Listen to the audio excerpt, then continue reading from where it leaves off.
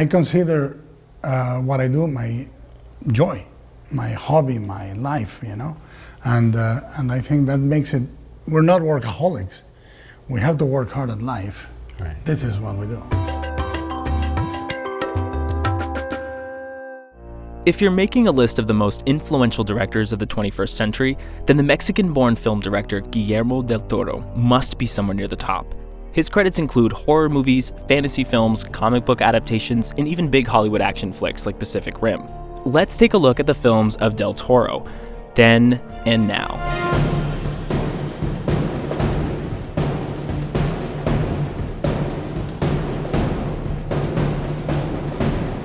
Most recently, Del Toro directed Nightmare Alley, a remake of the 1947 film starring Tyrone Power.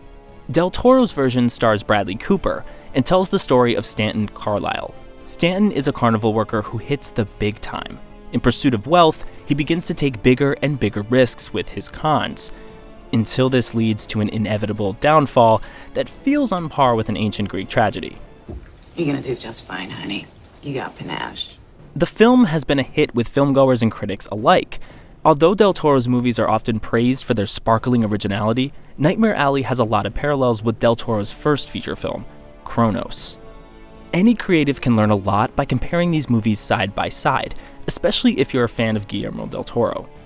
Kronos tells the story of Mexican antique dealer Jesus Gris, who is given a new lease on life when he's pierced by an ancient insect-like amulet known as the Kronos device. But he slowly comes to realize that everlasting life may come at a cost that he's not willing to pay. If you've ever watched a Del Toro film, it should come as no surprise that he describes himself as a lapsed Catholic. Christian imagery is prominent in both Kronos and Nightmare Alley. Kronos is in many ways an allegory of the life of Jesus Christ. The main character is even called Jesus Gris, which translates to Gray Jesus. We know, pretty on the nose, but what filmmaker hasn't leaned into the obvious once or twice in their early careers? Or later ones? We're looking at you, Unobtainium. I mean, look at all that cheddar. But in many ways, this is a perfect description of the old antique dealer. Like Jesus, he dies and comes back to life. He's tempted by the power he holds within himself. But in the end, and this is a spoiler, so skip ahead now, he decides to sacrifice his own everlasting life so that others need not suffer. Nightmare Alley flips this religious imagery on its head. This time the protagonist is called Stan. Stan. Just one tiny, teeny little vowel away from being named. You know, come on. You got this. Please. Yeah, Satan. So this should give you a bit of a clue that Stan isn't exactly a good guy. He's proud, lustful, and envious of others. The first time we see him, he's engulfed in flames. All you need is a set of horns and a pointy tail to complete the picture. You got a smoother line, but you run a racket, same as me.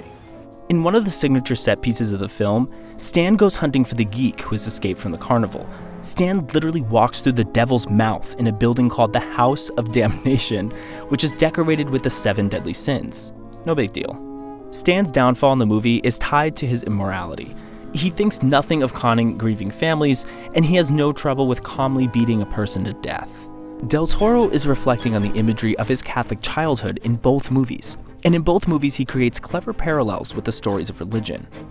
In Kronos, for example, Jesus is a monster, a literal vampire, although the word vampire is never used in the movie. His drinking of blood makes us think of Holy Communion. Indeed, when Jesus licks the blood from the bathroom floor, the bathroom is a pure white marble, resembling the inner sanctum of a cathedral. In Nightmare Alley, Stan has all the trappings of a hero, dashing good looks and even an Indiana Jones-style fedora. It is pretty cool. Come on, it's Bradley Cooper. Who doesn't like that guy? I want to shoot Bradley Cooper as Stan and design everything around him as you would with a movie star in the 1930s. We want to identify with him. It makes us question if our moral compass is just as lacking as his is. Del Toro is a master of subverting the genre. His first ever feature film, Kronos, is a perfect example of this. Kronos is a vampire film, and while Jesus isn't bitten, his skin is pierced and his blood is extracted by the Kronos device. This causes him to transform into a figure with an insatiable appetite for human blood, an aversion to sunlight, and an inability to die. While the term vampire is never used, it's clear to the viewer this is what he's become.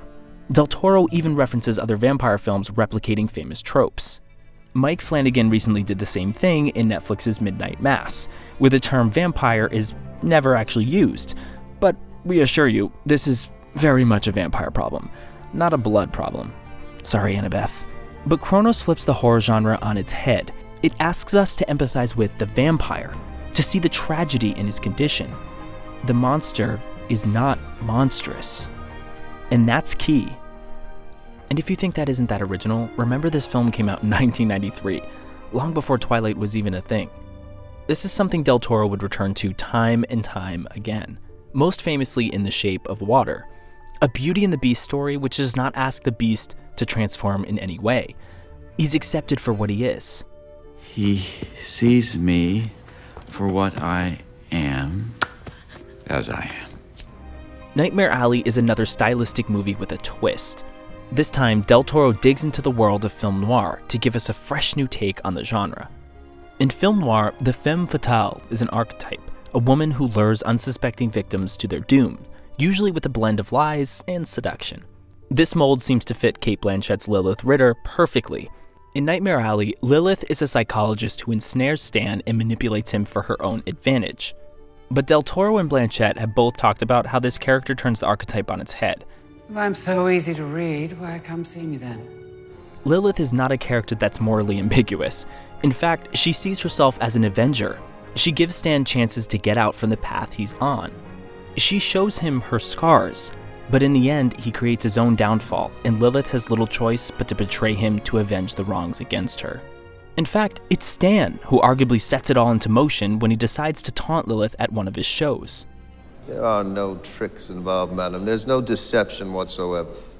Del Toro's love for flawed monsters can be seen in movies like Pan's Labyrinth, where the most crazy-looking creatures are nowhere near as monstrous as the fascist in the real world. Another theme that Del Toro returns to time and again is the flawed family.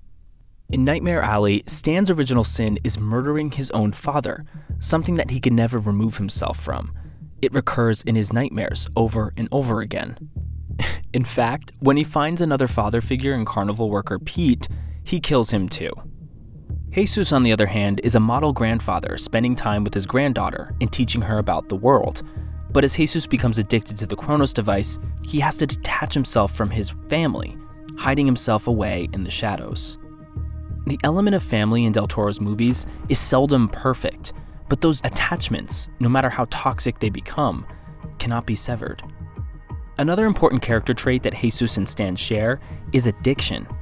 Jesus becomes addicted to the Kronos device, sneaking off in the night to attach it to his body. Stan is a teetotaler at the beginning of the movie, but by the end, he's addicted to alcohol just like his father. It is this addiction that leads him eventually to accepting the role of the geek in a carnival. By doing this, he's essentially accepting a fate he believes he was born for. In both movies, addiction leads to tragedy. It is the fatal flaw that costs both characters their freedom. Of course, while Del Toro is clearly a master writer and an actor's director, it is his visual aesthetic which is his most distinctive attribute. Del Toro describes his work as eye protein.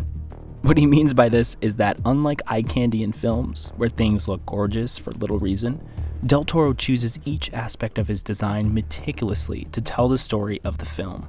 Del Toro uses recurring motifs to reinforce the themes in the story. And because he often returns to the same themes, he often returns to the same motifs. Eyes play a big role in both Nightmare Alley and Kronos. In Nightmare Alley, the eyes painted on the signs of the carnival seem to follow Stan around, watching like a Greek chorus, observing his sins.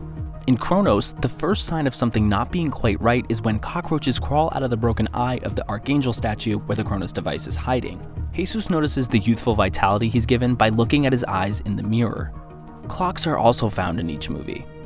In Kronos, Del Toro was even bold enough to have a background character at the dance, dressed as a giant clock.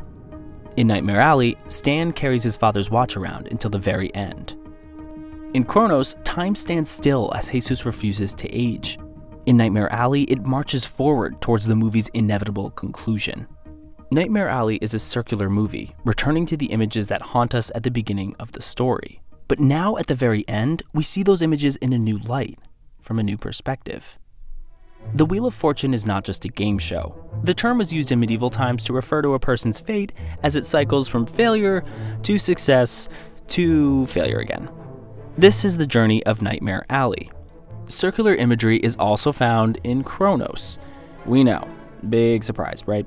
Kronos literally means time, and the symbol of time everlasting, a snake eating its tail, is embossed in gold on the Kronos device. It is all these little details that make Del Toro's movies so consistently rewatchable. Each and every time there is something else to take away from the stories he tells. Del Toro once said a filmmaker's two most important movies are their first and their last. Kronos is Del Toro's first feature film, but Nightmare Alley certainly doesn't look like it's going to be his last. Del Toro is not a man to shy away from a challenge, and so his next outing might come as no surprise. Next up, Del Toro is teaming up with Netflix to make an animated movie, a retelling of the story of Pinocchio, a story about a creature that isn't quite human. Big surprise. Discovering what it means to be good while dealing with a strained relationship with their father. Sound familiar? For some reason, we think this might be a movie that's right up Del Toro's alley. I happen to believe that fantasy and stories have the same weight in shaping who we are than real things.